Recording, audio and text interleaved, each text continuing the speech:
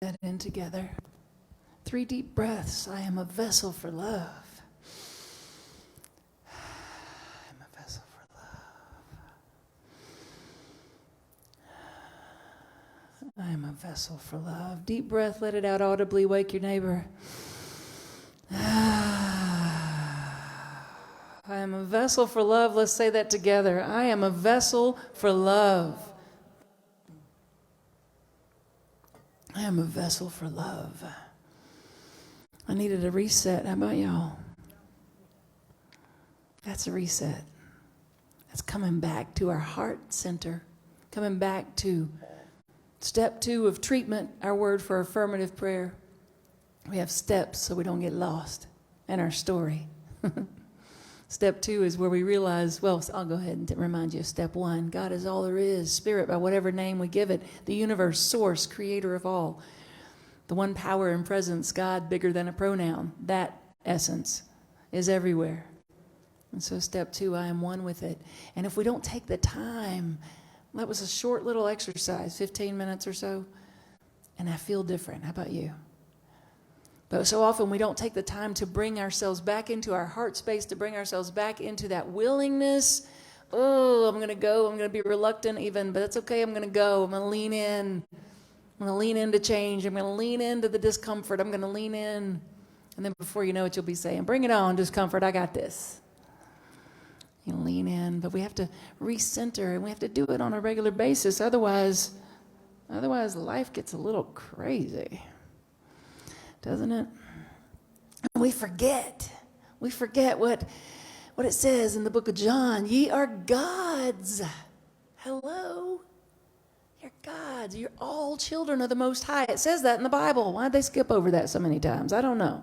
Growing up, at least in my upbringing, that was overlooked, that little passage. I didn't hear that growing up.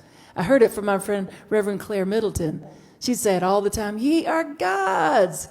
That was her response if I was complaining. You're a God. And then when I first came into this teaching of the science of mind, and someone would say that, I'd be like, do you not realize you are calling forth the lightning bolt that will smite you? It will smite you, and it's going to smite me by default because I'm standing next to you. But then I was like, really? It's in the Bible? I'm going to look that up. You're a God. See, it's not blasphemous. Blasphemous is using this creative nature that we have and this connection with the source that we have in a different direction other than living our best life and helping others to do the same. It's using it in any different direction other than equality and inclusion and love and possibility. That's blaspheming right there. That's taking the Lord's name in vain when we're not living up to our potential that ye are gods. You're children of the Most High. Come on. But we forget that when we forget to breathe. We forget to breathe. My sister-in-law is so amazing. I know I've told y'all this a bunch of times, but she has taught our little niece Ellie to put her hand on her heart, take a deep breath when she's afraid, and go, oh, be brave, right? And now she tells us that when we're telling her something, when we're getting upset. Well, we never get upset because we're the ants. We don't have to get upset. But mothers, sometimes they get frustrated. Like, Ellie, it's time to sleep. It's time to go to nap or whatever. And she'll be like, Mom, hand on heart. Take deep breath, But it's good advice, whether it's a 3-year-old, it's us, to just continually come back to center and know who you are. Know who you are. Made in the image and likeness of the Most High. Know yourself as spirit. That's what we do in our affirmative prayer, in these steps of treatment. I always want to take it back to the basics over and over and over because we forget to use the tools we've been given. And when we use them, life, it just gets sweeter and sweeter, and amazing things happen. So these steps of treatment, they are reminding ourselves of the truth, but they're also realigning our consciousness and realigning ourselves from the inside out. When we remember that God, by whatever name you give it, is all there is. And we are forever expressing and experiencing Spirit. Spirit experiencing itself through us, through the many. So we are realigning with that truth. God is all there is, and I'm one with it. That awareness right there can solve a multitude of problems. Because the infinite is not broke. The infinite is not sick. The infinite is not having a fight with anybody, right? This infinite love and compassion and prosperity and peace and joy and harmony and health is you. It is me. It's time we take ownership of that and take that to a new level, but we have to let go of the idea that we're separate. So that's why steps 1 and 2 are so important, because we suffer when we think we're separate from the infinite that created us. We suffer when we think we're separate from the people that something bad is happening to, but it's not happening to us, so, we're okay. We're connected. We are connected. So connected. And then we're just wasting our God-given ability when we don't use that step 3, which is our living in an affirmative way, our affirmation step. Step 3, we declare something to be as if it's already so. We speak it into being. In the beginning was the Word, and the Word was God. We speak it into being. What are you speaking into being? What is following your I am, I always ask. What are you speaking into being when you talk about all the things that are wrong? And trust me, I know there's things going on in the world that's like, oy. But let's don't give it any more power, okay? It's not ignoring it, but we don't want to make it our main focus either. We want to make our main focus what we just did in that 15 minutes. We want to make our main focus every single day, throughout the day, multiple times in a day, coming back to center, coming back to a realization of the oneness of life, the oneness of all life moving through us. Step 1, God is all there is. Step 2, I'm one with it. Step 3, I'm going to stay in that power, and I'm going to affirm that my beautiful new home is mine by right of consciousness. Congratulations in advance is what I'm saying to you. That my perfect health is mine by right of consciousness. I align with it. I accept it. Every cell in my body knows how to be a perfect cell. Yes. These are examples of step 3, right? And step 4, we release it. Well, not yet. We say thank you first. Step 4, we say thank you. We get into that place of gratitude, not just to say it, but to feel it, to be in the energy of knowing it's already so, and we're so happy that it's already so. That's how you create the feeling in advance of something that you're wanting to experience. And that part is so important. It's vital. And remember, this is not just on an individual level, it's collective. We're making a difference. Don't let anyone tell you you're not. When you're living a life on purpose and letting that main purpose be love and connection, you're making a difference. And then we release it. Taking our white knuckle grip off the steering wheel, we let it happen. We let it unfold as it's supposed to unfold. Everything is unfolding as it should. Everything is unfolding as it should. I trust the process of life.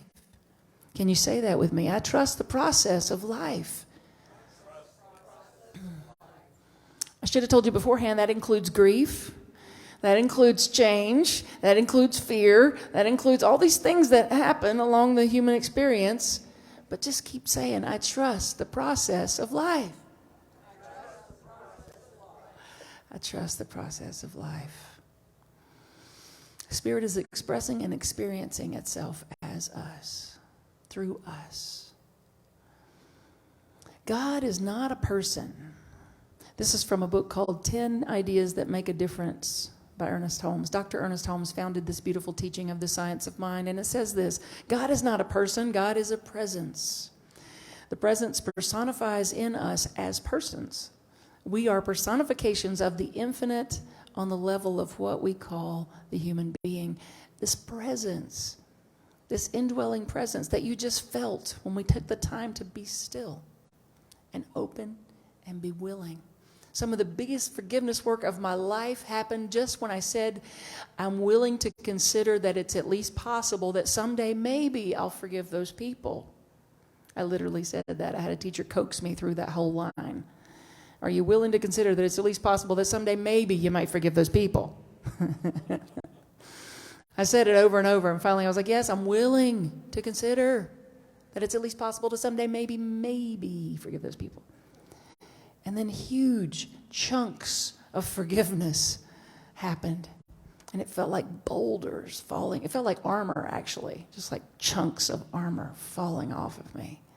Just by saying I'm willing. This is important work. This inner work that we do is so important. And I'm really encouraging, and I got the fun mic again. So the fun mic cord. Sorry, Joe. I'll try to be still, but you know how good I am at that. I'm pleading for all of us to use it every single day, this power that we have to create. I think about the world and the pain and the hurt, and it's overwhelming, and I know I'm not alone in that, and the fear. And then I'm reminded of this wonderful book. Remember James Redfield, the Celestine Prophecy? And then there was the 10th Insight, and then there was the Secret of Shambhala. I loved his book. I still love his books. I have all of them. I have the workbook. I was obsessed. I loved him. I still do. But in the book, The Secret of Shambhala, I haven't thought about this in years until the other day. I was thinking about what I'm talking about, how we can use our vision and our love and our energy to shower it over the world. And I remembered this scene as if it were a movie. I remember this scene from the book where they're gathered around these people who are higher up in their practice of visioning and using their love, right? They're holding court, sort of. They're standing around, imagine if you would, like the globe, but they could see in the different cities and the different things that were going on, and they'd be like, oh, we have something, we had a hot button over here, right? And there'd be like somebody fighting, and they would gather around this globe where they could see everything because they were elevated in consciousness. So they would gather around and they would vision, and it was kind of like praying, right? A constant prayer, but they would gather around and they would see it right. And in the book, all of a sudden, these people would stop fighting, and they didn't know why. And then they're like, oh, got one over here. And then they go on a different side of the globe, and then they focus all of their attention. That's what we do when we pray. That's what we do when we pray for one another. Am I outside? How cool is that? Hello, everybody outside. The door kept opening and I kept hearing my voice. Yeah, we're talking about life being good in here. All right. I totally got distracted though. I was like, what am I? I'm having out of body experience. Okay. Anyway, so here they are around the globe, and they are envisioning it a different way. That's what we have the power to do, to envision what we want, not just for ourselves, but for our world. That's what we need to be spending our time on. So when we get together with our friends, we're hanging out with our family or our friends, and the conversation turns to all that's wrong in the world, because it will, right? It will. When it does, are you willing to lean into that discomfort? Are you willing, even if reluctantly, to lean in and plop a seed of a different possibility? Saying something like, I know, I feel it too, but can you imagine? Can you imagine with me? Let's just pretend for a second. Let's just imagine for a second that right here, right now, this situation is fill in the blank. The situation is different, and everyone is respected, and everyone is valued, and everyone is fed, and everyone's included. Can you imagine? Take it however you need to. Maybe you want to go with the complaint thing, right? Like I used to do with my mom, and she'd get on her loops of worry, and I'd say, Mom, we're doing this thing at the church where we say something we're grateful for every day. What are you grateful for? And I would just like course correct her right there in the spot. And I thought she wasn't paying attention, and years later after she passed away, she used to write on little envelopes. I found an envelope, and it says, like Christy says, things I'm grateful for. And she had listed things she was grateful for. People are watching. They're listening. They're learning. In some cases, they're still here because you are showing up as love. It's important. Tears me up a little. This work, but we don't just do it on Sundays. Right? We do it every day, all day. If we really want to be the master of our fate, the master of our fate, the captain of our ship, right? If we really want to be the ones guiding the way this world is going, we can't waste time anymore. We just can't. We can't waste time talking about all the things that are wrong if we want it to be something different. Because our thoughts create, our energy creates, our visions create. So let's create a world that works for everyone. Doesn't mean ignoring what's wrong. Hear me on that. It means caring about it. Doesn't mean ignoring it. It means not making the problem the focus. It means flipping the script and making the solution the focus by starting to be that any way that we can. We did it when we started this community, right?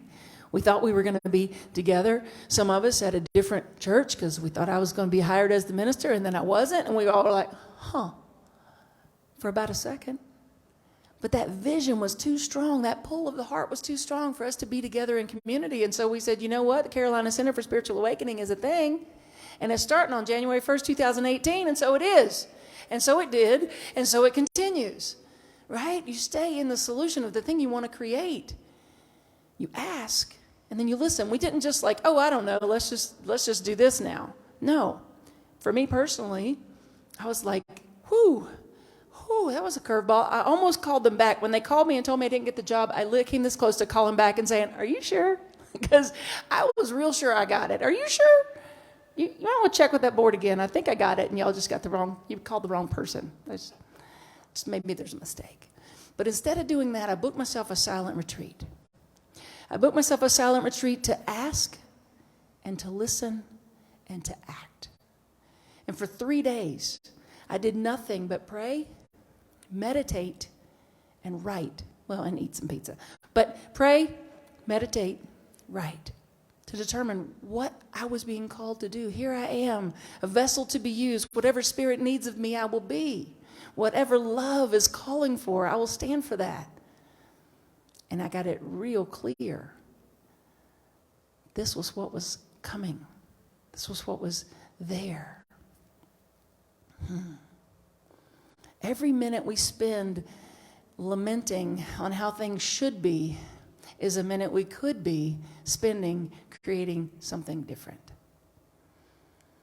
We have to be the master of our own thoughts, of our own lives. And so what we do to help us do that, we look for the soul flags of awareness. That's what I call them. You look for the soul flags of awareness. The soul flags of awareness, one of the biggest ones is when you hear yourself say, they should. He should. She should. They should. You hear the word should? There's the biggest flag of awareness waving in your face you've ever seen. It's up to us to see it and go, oh. Because really what you're saying is, I want. So if you really want, then be, right? They should gets translated into I want. Okay, all right.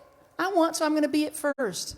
They should be more accepting. Okay, I want acceptance. Okay, I'm going to be acceptance, and I'm going to be a stand for acceptance. What are some other examples of they shoulds?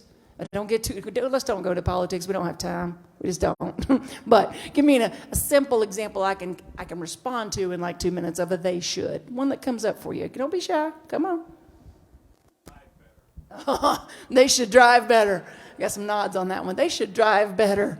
They should drive better. You know, I love this one because when you think about feeling angry or angst or frustration over people, the way they drive, and I get it, can be like, whoa. What we're really wanting is safety. What we're really wanting is security. So when you hear the should, you go to, what do I want? I want to feel safe in my car. I want to be safe in the world. I'm a stand for safety. I'm safe. I live in a safe universe. I am protected. I'm divinely guided. I see protection and guidance all around me. Even that crazy person driving like that, I see you safe. Right? That's what I mean when I say flip the script. They shoulds turned into I wants, turned into I be. I will be this. Another soul flag of awareness is the things that we make mean. The stories in our heads, the things that happen to us, and we make it mean something. When we make it mean something. Do you know what I'm saying? Do you have an example, anyone? An example of something that happens and you have a story in your head. The person hasn't even said anything or whatever, but you have a story in your head and you're making it mean something. Let's see. How about, go ahead. She didn't call me back. So Oh, good one. She didn't call me back. She hates me. Love it. Love it. And we often go straight to the worst case scenario, don't we? She didn't call me back. She hates me. I did the most terrible thing, even though I have no idea what it was, but I know I did it. It's my fault. And she hates me, and I'm going to lose that person in my life because I'm terrible. That's what I mean by making up a story. We're so creative. We have such imagination. So we get to use our imagination for good or not. So when you have that soul flag of awareness and you find yourself having a conversation in your head that's never actually happened in person, for starters, stop yourself. and say, hey, hold on. Or maybe I can just give this person grace for not calling me back and know that all is well and she is exactly where she's supposed to be, and so am I. And so am I. Yes, Marilyn.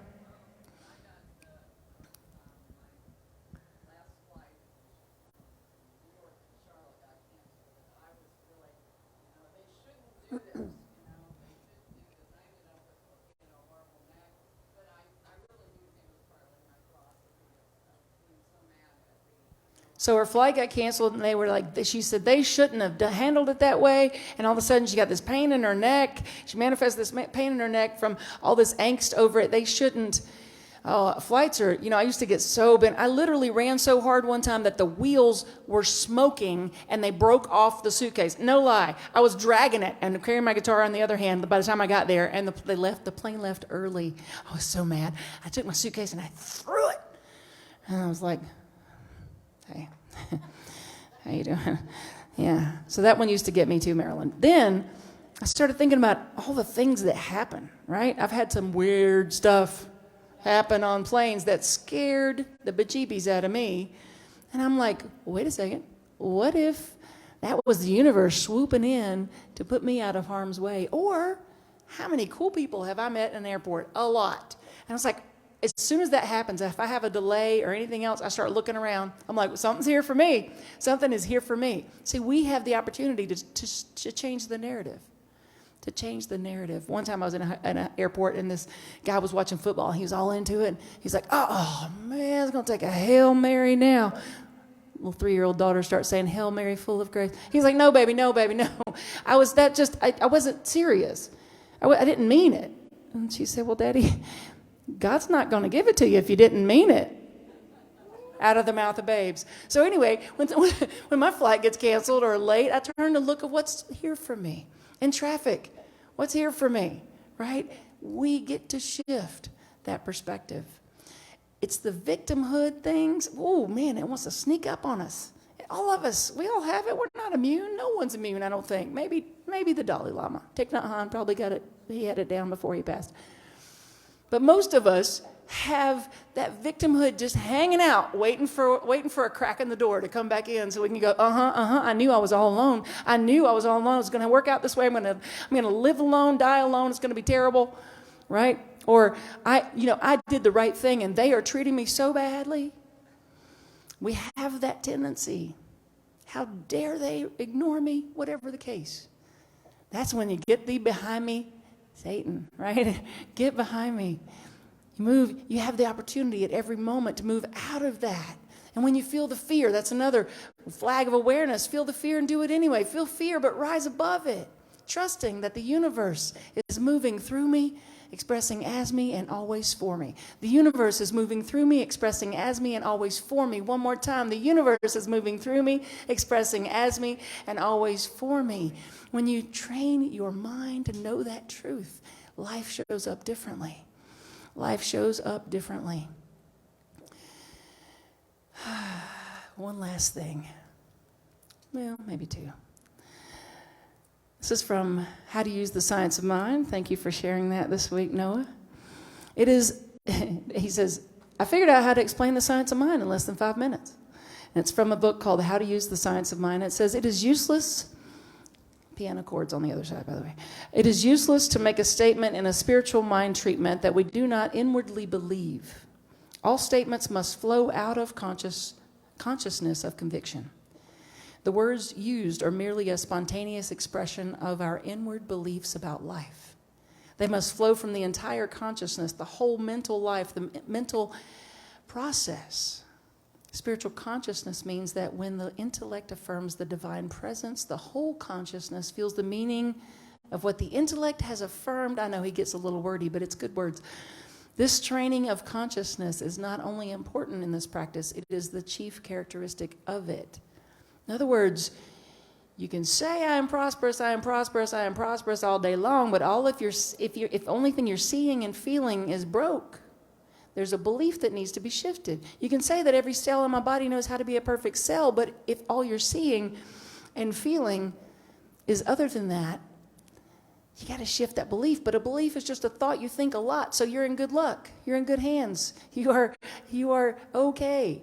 Shift that belief by shifting the thoughts and repeating them over and over, continually redirecting. Because it's useless to make a statement without that conviction there. And the conviction comes from the belief that becomes from the repeated thought. So just keep staying the course. Keep coming back to center. The consciousness of peace and plenty is established within me.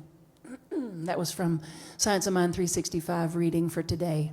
The consciousness of peace and plenty is established within me. This is the kind of stuff that I say on a regular basis. When something is stealing my joy, I stalk it. I stalk it. I will hunt it down, call it out, and say, you are not the truth of me. I am a child of the Most High. And I'm made in the image and likeness, and that includes the creative ability to change my life. And so I say yes to peace and plenty and joy and harmony and creating a world that works for everyone. That is what we're capable of. And that and nothing less is what I expect from this community. Thank you for being that.